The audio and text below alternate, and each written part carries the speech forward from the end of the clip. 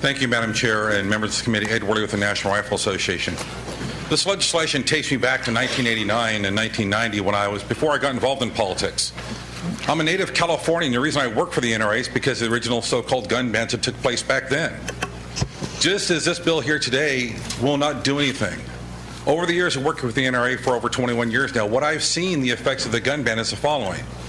You're going to sweep in people who don't know what the law is, who don't understand the intricacies of the law, and they will be swept in the criminal justice system, and they will be crushed by the machine of the law system. Not because they've committed a crime, because they don't know the technicalities of the law. But here, this legislation is probably the worst bill I've ever seen, frankly. I've had a discussion with Senator Steinberg about the bill. I've talked with his staff about the bill. I asked him, I said, do you realize that you're sweeping in all semi-automatic rifles?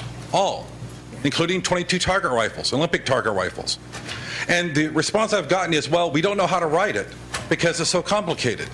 And that's true. It is very complicated. It's a very technical issue in some ways. But here, understand, in California, when you designate a firearm, a so-called assault weapon, you create a special class that the person has to deal with it. If this bill passes, I will not be able to go to the national forest with my daughter or anyone else to shoot my Ruger 1022 rifle. Why? Because in California, you cannot take a so-called assault weapon onto national forest land or BLM land to go target shooting. Many of the rifles that are in this list, because they've been swept up by this list, are rifles that if I showed you a picture of them in this committee, you would not say in any way, shape, matter, or form they're military-style firearms, because they're not. They're traditional firearms. Many of those cannot be fed but any other way through a detachable magazine. You can't feed them from the top. You can't do anything with them. So what we've come to now in 20 years of this gun control debate, and through 20 years of off and on people here at the legislature trying to understand firearms technology, is we've come to the logical conclusion that I told people, and we in the NRA have told people, that the logical conclusion is going to be. We are now here at a gun ban that bans all semi-automatic rifles. That is where we told everybody this was going 20 years ago. That's where we told everybody this was going 10 years ago. Now what you're going to have is you're going to have tens of thousands of people, if not millions of people in the state, who are going to be swept into the law enforcement system as criminals, not because they've committed a crime, not because they've done anything wrong, but because they have firearms they don't know they need to register as assault weapons. You're going to have rifles that cost $5,000, $6,000 that have gold inlay in them, that if I showed them to you, you would think that these are museum pieces. They will be considered assault weapons. You have World War I rifles that are collector's pieces. They're going to be swept into this, and they're going to be banned. So it's easy to sit here and talk about all these different things, but when you read the technicalities of the bill and you read what's going on, and when you deal day to day with people, like the 76-year-old school teacher that I had to talk to on the phone, when he tried to do the right thing, he found out that the rifle he had was a so-called assault weapon. He tried to go down and register the gun. He thought he could. He was going to be a good citizen. He then admitted to a crime, and he had his rifle taken from him. And he called me on the phone and he said, I can't believe this. He says, I'm a 76-year-old school teacher. I was trying to do the right thing. I was trying to register a rifle. I was trying to comply with the rifle. And I was trying to do what I was supposed to do.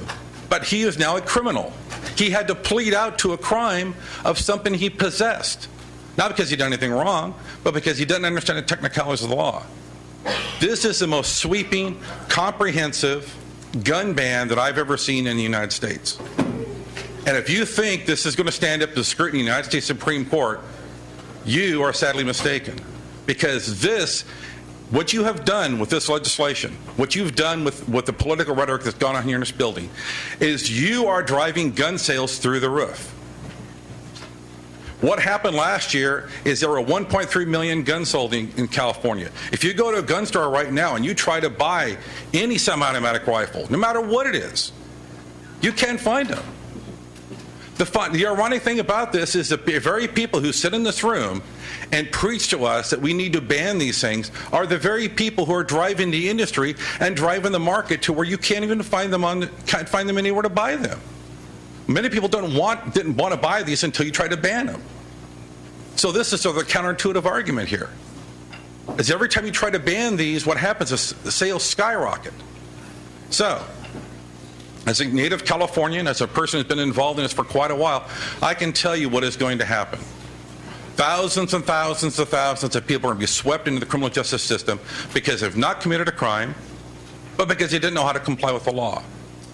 And you're going to crowd the jails, and you're going to crowd law enforcement, you're going to crowd the courts with people whose only crime is they didn't know what you were doing here, and the only crime was they didn't know how to comply with the law. And for all the things we talk about here, and all of us who are here all the time talk about ROCA and not overfilling the courts and everything else, that's exactly what this is going to do. So I appreciate the passion. As a father of a school-age kid, I appreciate that. Everybody's heart was broken when these things happen. But to punish people, tens of thousands of people, whose only crime is they want to own a firearm to protect their family, I think is not serving the diligence of the legislature. I don't think it's serving the people in the state of California. And for one, as a native Californian, I am highly offended by this type of legislation that seeks to make me and all my fellow firearm shooters and all our fellow competitors into criminals only because we choose not to fill out more and more and more paperwork and burden more and more people. And one last thing. The State Sheriff's Association, when they met to discuss the Senator Feinstein's gun ban, they voted not to support the Senator Feinstein gun ban. And if I'm not mistaken, Sheriff D'Agostini, didn't the State Sheriff's Association vote not to support this legislation also? We're not. He already told us that. Well, anyway, thank you very much, Madam Chair.